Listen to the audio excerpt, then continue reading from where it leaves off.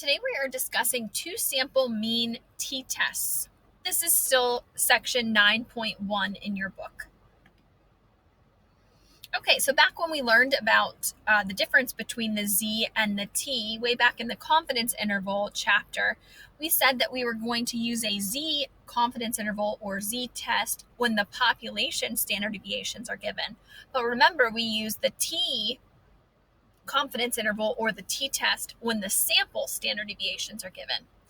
This is the case that we have most of the time when we have two sample data. We very rarely know the population standard deviations for actually two sample or one sample tests. So we use the t-test more often than we do the Z. All right, here's the first example that we're going to take a look at together. It says the mean weekly earnings of a sample of 30 construction workers was $759 with a standard deviation of $73. And the mean weekly earnings of a sample of 28 manufacturing workers was $658 with a standard deviation of $65. Is it reasonable to say that there is not a significant difference in pay between construction workers and factory workers? Use an alpha level of 0.05 to test. Okay, so first of all, guys, our null hypothesis is that there's really no difference between the average weekly income. In other words, mu1 is going to be equal to mu2, or the mean weekly earnings for construction workers is equal to the mean weekly earnings for manufacturing workers. The alternative hypothesis, again, we look for those keywords, and it's just talking about a difference. So we're just going to say mu1 does not equal mu2 because we're not trying to test if one makes more than the other. We're just trying to see if they're equivalent. So the not equal to case is when we don't have one of those directional keywords. Okay, so step number 2, we're going to go ahead and shade both sides. Again, since it's a two-tailed or not equal to scenario. In the prompt, it said we were using an alpha level of 0.05. Degree of freedom for this type of test is the sample size minus 1. But we're going to have two different sample sizes here. So the first sample size, N1, was 30. So if we subtract 1 from that, we get 29. And then the second degree of freedom, N2 minus 1, the second sample size was 28, which we get 27. So we have 29 degrees of freedom, or we have 27 degrees of freedom. You are going to pick the smaller of the 2 degrees of freedom in order to find the critical value. So we are going to use 27 as our degree of freedom.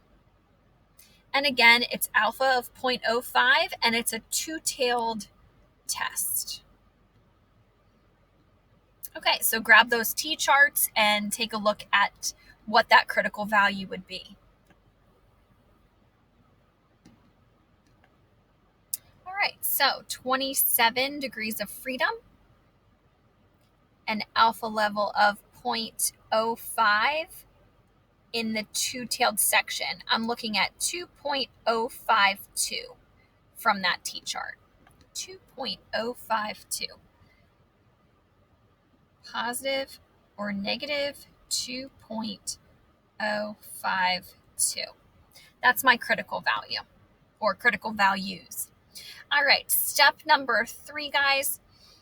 The formula for this type of test looks kind of similar to the formula for the Z two sample, except we have T equals X bar 1 minus X bar 2 minus the population mean difference, so mu1 minus mu2 over the square root of S1 squared over N1 plus S2 squared over N2. Again, since we have the sample standard deviations, that is what indicates that we are using this t-test. I could plug and chug those values, guys, but I'm actually going to use the calculator function today. So we're going to stat over to tests, and we're looking for the one that says to sample t-test, which is option 4. We're going to go ahead and enter all of the statistics that we were given in the prompt. So highlight stats. The first one, X bar 1, the first sample mean was $759. The first sample standard deviation was 73. And the first sample size was 30. That was all of the data for the construction workers. Now for the factory workers, they have a mean of 658, a standard deviation of 65, and the sample size for that was 28. We are picking the not equal to case. We're going to leave the pooled as no. The only time you would highlight yes is if the two population standard deviations are equal. Our example, we have sample standard deviations and they are not equal. So we're going to highlight the no. You're going to keep that highlighted on no most of the time. All right, and calculate. Our test statistic comes out to 5.57. So T equals 5.57. The p-value, notice it's in scientific notation, so 7.5 times 10 to the negative 7th. That's extremely small. There are 6 zeros in front of that 7.5. So 0.1, 2, 3, 4, 5, 6. 6 zeros and then 7.5. So P is definitely low. When P is low, our decision is to reject the null hypothesis. When P is low, reject the HO. So to answer their question, is it reasonable to say that there is not a significant difference in pay between construction workers and factory workers? Since we're rejecting the HO, that means we're getting rid of the idea that the means are equal. So there does seem to be a difference between the mean weekly earnings for construction workers and factory workers. There is a significant difference.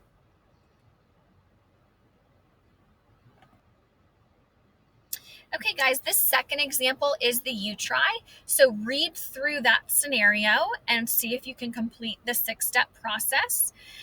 Keep in mind for this one, a couple things are different. We do have a keyword in here for a direction, so it's not going to be a two-tailed test. So make sure you read that carefully. Also, instead of actually giving us the means and the standard deviations, they gave us the list of data for these two groups. So I gave us a hint here at the end that says, find the sample means and sample standard deviations from the data that's given. All right, guys, pause the video, see if you can complete that, and then unpause the video to get the results.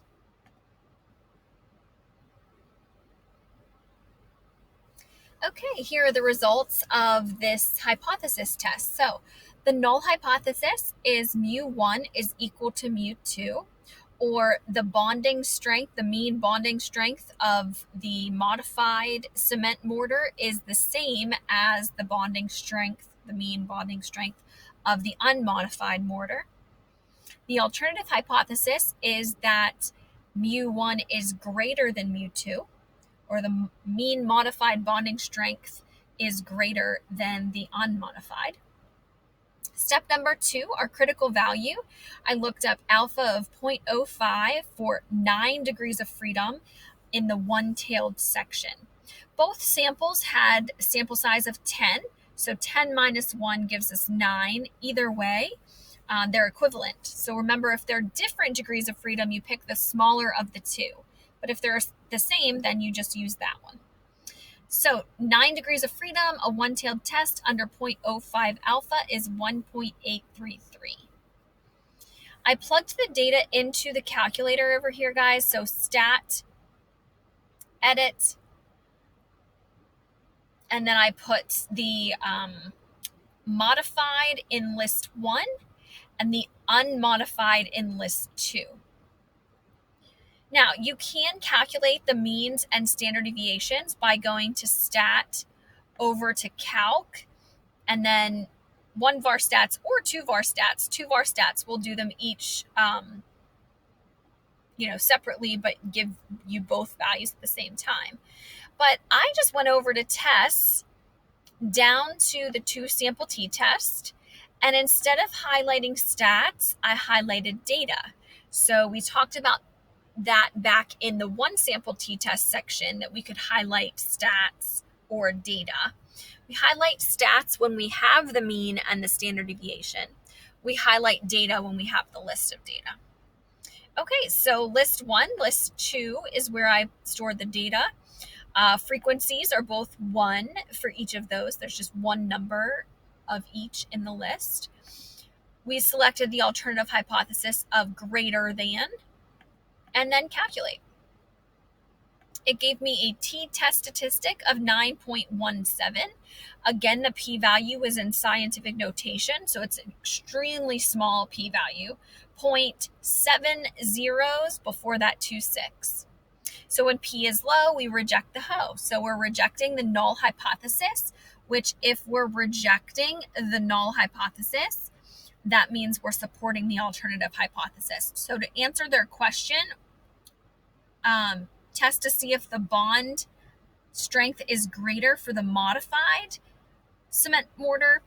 We would say at alpha equal to 0.05, there does seem to be evidence to say that the modified bond strength mean is larger than the unmodified. All right, guys, that concludes notes for today on 2 sample t-tests.